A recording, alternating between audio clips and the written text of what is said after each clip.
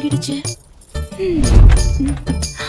கருப்பான கையால என்ன புடிச்சா?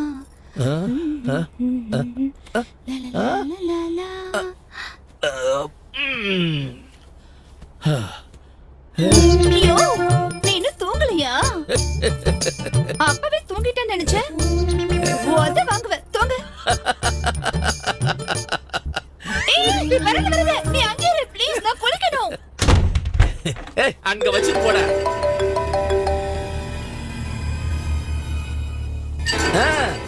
ஒரே ஒரு மீட்டிங்ல இருக்கேன்டா. இன்னும் half an hourல ரிலீஃப் ஆயிடுவேன்.